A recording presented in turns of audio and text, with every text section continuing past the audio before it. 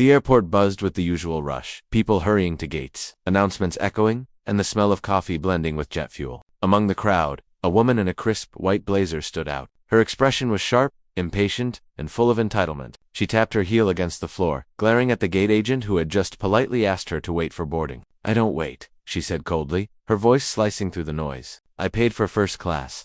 The staff exchanged uneasy glances, but the gate agent kept her calm smile. Others in line shifted uncomfortably, watching the scene unfold. Some whispered, others rolled their eyes. The tension grew thicker when the woman refused to step aside, blocking the line for everyone else. She crossed her arms, certain she'd get her way until the pilot himself appeared from the jet bridge. He walked up quietly, his calm presence cutting through the chaos. The room fell silent as he stopped right in front of her. "Ma'am," he said in a steady tone, "we have a situation here." His words were polite, but there was something in his eyes that hinted this wasn't going to go the way she expected. Everyone watched, holding their breath. The woman smirked, thinking she'd finally won, but the pilot's next move would leave her speechless. What he said next changed the mood of the entire flight, and no one saw it coming. The pilot's calm voice carried authority, the kind that made even the noisiest crowd go silent. "We have a boarding order for a reason," he said, looking directly at her. "Please step aside until your group is called." But the woman didn't move. She gave a tight smile and shook her head. "I'm not waiting behind them," she said, her tone low but sharp. The word "them" hung in the air, and several passengers shifted uneasily. Realizing exactly what she meant, the pilot's expression didn't change, but his eyes did. Behind him, a family with small children waited quietly, clutching their boarding passes. They looked tired, maybe from a long layover, maybe from a long week, yet they kept their patience. The pilot glanced at them, then back at the woman. "I see," he said softly, almost to himself. Passengers nearby could feel something brewing, though no one knew exactly how it would end. The gate agent avoided eye contact, nervous about the growing tension. The woman stood taller, certain that her status, her ticket, or her tone would protect her. But there was something about the pilot, the steady confidence in his voice, the quiet way he observed everything that made it clear he wasn't going to let this slide. The air around them grew heavy with silence, everyone waiting to see what he'd do next. And when he finally spoke again, his words turned the entire situation upside down. The pilot's voice stayed calm, but his tone carried a quiet firmness. "Everyone here has somewhere important to be," he said. "We all follow the same rules, no exceptions." He didn't raise his voice, yet every word landed with weight. The woman blinked, surprised that he hadn't backed down. Around them, passengers tried to act like they weren't listening, but eyes kept darting toward the scene. The pilot turned to the gate agent. "Please continue boarding as usual," he said, stepping aside to let the next group pass. A few passengers hesitated, unsure if they should move, but his reassuring nod urged them forward. The woman's face flushed, caught between pride and disbelief. "You'll regret this," she muttered under her breath. Her tone cold. Inside the terminal, whispers spread fast. Some passengers defended the pilot, admiring his composure. Others wondered if the situation would delay the flight. A young flight attendant near the counter exchanged worried looks with her coworker, quietly saying, "This might not be over."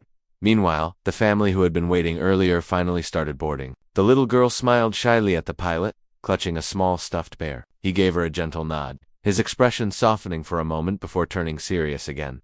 Back near the gate, the woman stood frozen, pulling out her phone as if she were preparing to take things further. The tension grew heavier, stretching through the crowd like a quiet storm that hadn't yet broken. Everyone sensed the real confrontation was still coming. The air around the gate felt charged, like everyone was holding their breath. The woman kept her phone raised, recording as she spoke loudly enough for everyone to hear. "This is unacceptable," she said, her voice trembling with anger. "I'm a paying customer, and this is discrimination." The gate agent tried to stay calm, repeating that boarding was being done in order. But it was the pilot's quiet steps back toward her that caught everyone's attention. He didn't look angry, just steady, almost to calm. "Ma'am," he said, meeting her eyes, "I need you to lower your voice." His request was polite, but his tone left no room for argument. For a moment, she hesitated, unsure how far she could push it. Cameras from nearby passengers began to rise too, phones capturing every second. The atmosphere thickened with suspense, every sound, every word seemed sharper.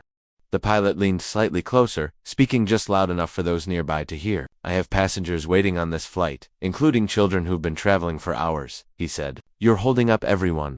His voice stayed level, but his patience was wearing thin. The woman's expression hardened, realizing the crowd was no longer on her side. Whispers spread, a mix of frustration and disbelief. The pilot turned toward the intercom, ready to make an announcement. His hand hovered over the mic, the tension reaching its peak. Everyone, including the woman, went silent, waiting to hear what he would say next. Just as the pilot reached for the intercom, a voice broke through the tense silence. "Excuse me," said a man standing near the window. He was dressed simply, carrying a worn briefcase, his face calm but his tone clear. I think you should hear what really happened before she started recording. The crowd shifted, curiosity sparking in every direction. The woman froze, her phone still raised. But her confidence began to slip. The man stepped forward, explaining that he had been standing right beside her at the counter. The agent asked everyone to line up by their boarding groups, he said, but she pushed ahead, saying she didn't need to wait. When the family behind her tried to move forward, she stopped them. Murmurs spread again, louder this time. The truth was starting to surface, and the energy in the room shifted sharply. The woman's eyes darted around, realizing people were no longer believing her version. But before she could respond, a small voice came from the jet bridge, the same little girl from earlier. "Mommy, that's the lady who yelled at us," she said softly, holding her stuffed bear tighter. The words hit like a wave. The gate fell into total silence. The woman's hand trembled slightly, her phone lowering just an inch. The pilot turned slowly toward her, his expression unreadable. The crowd waited, knowing something big was coming, but no one could predict what the pilot was about to do next. The pilot took a deep breath and finally spoke, his voice calm but firm enough for everyone to hear. "Ma'am," he said, "this flight is about respect for the crew, for the passengers, and for the process that keeps everyone safe." His words carried the weight of quiet authority. He then turned to the gate agent. "Please remove her from the boarding list. She will not be flying with us today." The woman's jaw dropped. "You can't do that," she protested, her voice trembling now. But the pilot didn't flinch. "I can, and I am," he replied evenly. The crowd stood in stunned silence. Some passengers exchanged glances of relief, others whispered in disbelief. The woman's face turned pale as the reality of the situation sank in. The phone that had once been her weapon now hung loosely by her side. Security approached gently, asking her to step aside so boarding could continue. For the first time, she seemed unsure of what to say. The family who had been waiting earlier quietly walked past, the little girl giving the pilot a small wave. He smiled back, then turned his gaze to the passengers still watching. "Thank you for your patience," he said, as people began boarding again. The tension lifted, but just as the pilot started to leave, the gate agent stopped him with a whisper. "Sir," she said, holding up a small envelope. "This woman left this on the counter earlier. It's addressed to you." The pilot frowned, surprised. Inside was a short note, and what he read next made him freeze completely. The pilot unfolded the small note, his brows furrowing as he read the neat handwriting. It wasn't a complaint or an apology, it was a thank you. "To the pilot who once helped me on Flight 92, it began. You probably don't remember, but years ago, you stayed behind to comfort a scared passenger during turbulence. That passenger was me. I learned that kindness isn't weakness, it's strength. Today, I forgot that lesson."